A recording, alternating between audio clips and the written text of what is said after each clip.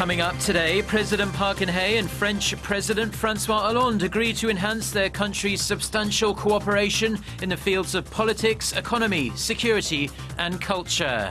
ASEAN defense chiefs cancel a joint statement in an apparent rebuke to China over its military buildup in the South China Sea.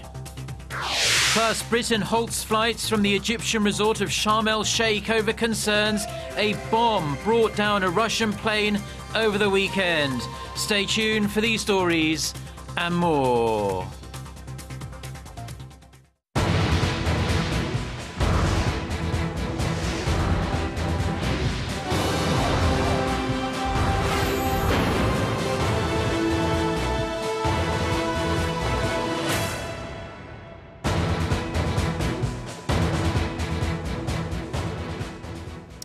Hello to our viewers around the world. It's 6 a.m. on Thursday, November 5th here in Seoul. Thank you for joining us. I'm Mark Broome. Our top story this morning, Korea and France have agreed to upgrade their already strong political, economic, security and cultural ties. The agreement came during summit talks in Seoul on Wednesday between President Park Geun-hye and her French counterpart Francois Hollande. Hwang Sang-hee starts us off.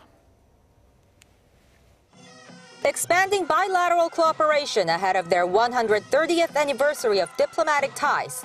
That was President Park Geun-hye and French President Francois Hollande's goal at Wednesday's summit talks in Seoul. 경제와 문화 융성은 한불 협력 관계의 미래를 열어갈 핵심 요소라고 생각이 되고 또 대통령님의 이번 방안을 계기로 해서 이 분야의 실질 협력을 더욱 강화해 나갈 수 있기를 바랍니다. It will be an opportunity to discuss ways to materialize the various measures that you mentioned. Following the summit, the two leaders adopted an action plan outlining 11 specific goals for increasing cooperation in diverse areas. For one, Korea and France will jointly work on finding new growth engines through bolstered cooperation in innovative technology. As part of the plan, French Tech Hub, a French institution that supports startups, will open a Seoul office next year. Another key agreement is on more exchanges of broadcast contents.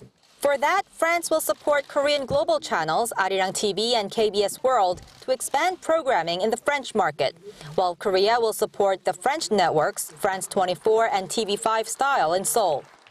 Arirang TV has led the spread of the Korean wave, or Hallyu, in the European nation by reaching out to French viewers from December 2005. And these are just some of the agreements reached at Wednesday's summit.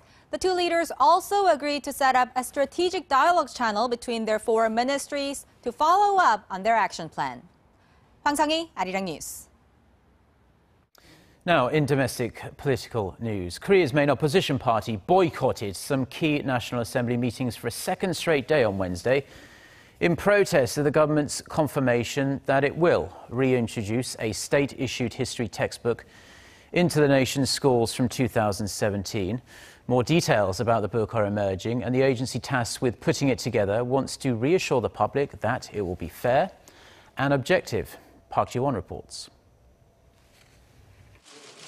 The National Institute of Korean History, which is entrusted by the Education Ministry to put the new textbook together, says the new government-issued history textbook will be based on the Constitution and facts.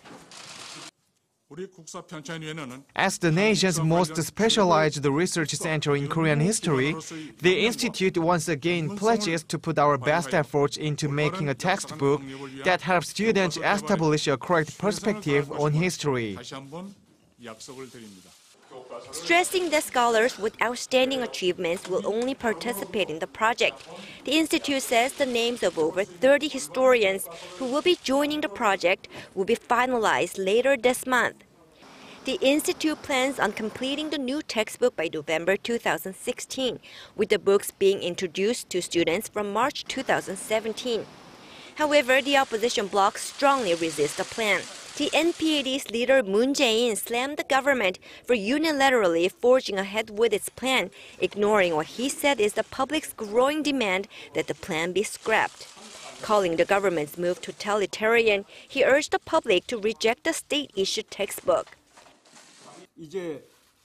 I hope the people engage in acts of civil disobedience to protect liberal democracy.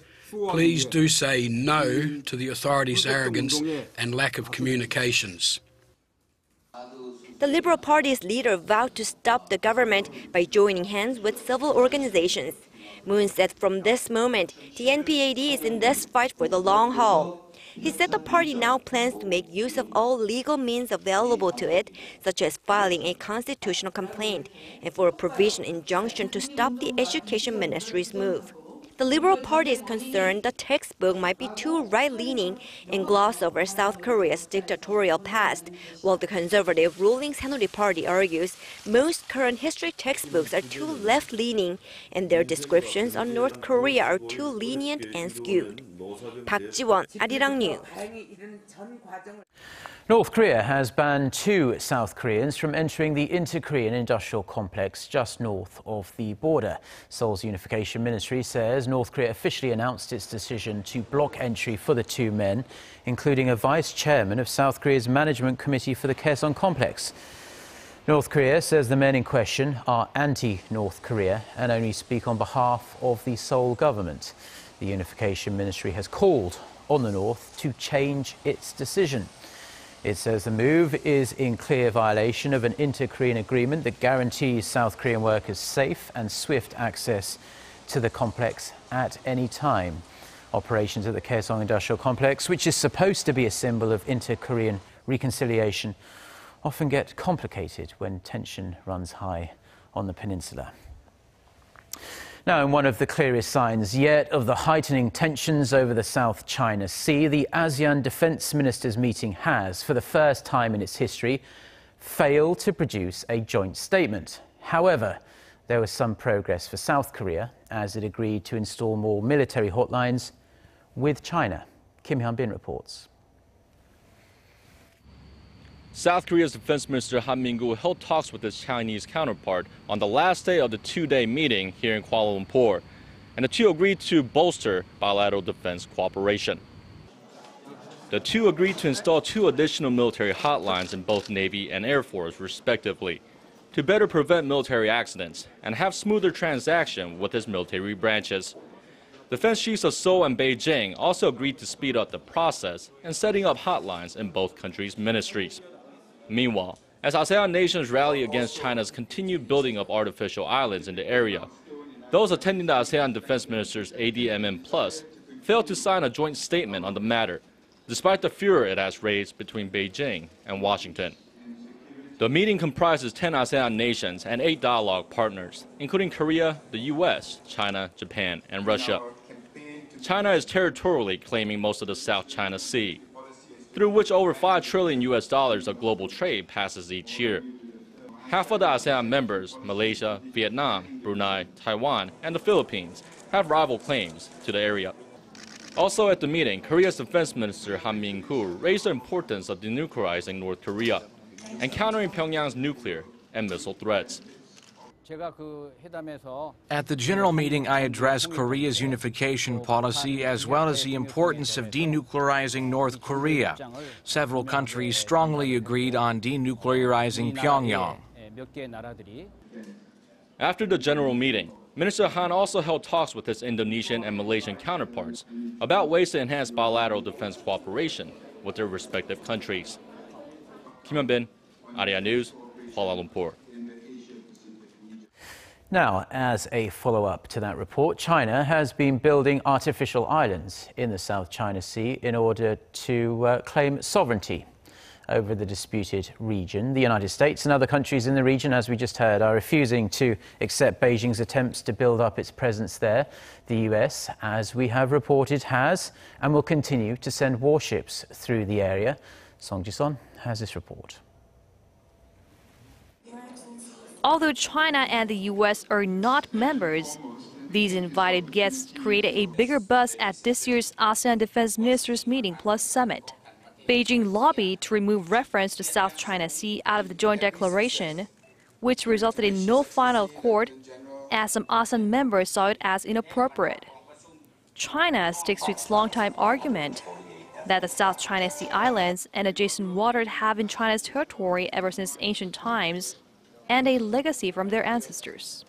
Washington, on its part, argues that China is militarizing island formations and coral reefs, not by just building artificial islands through massive dredging operations, but also by setting up military outposts on the mostly uninhabited islands.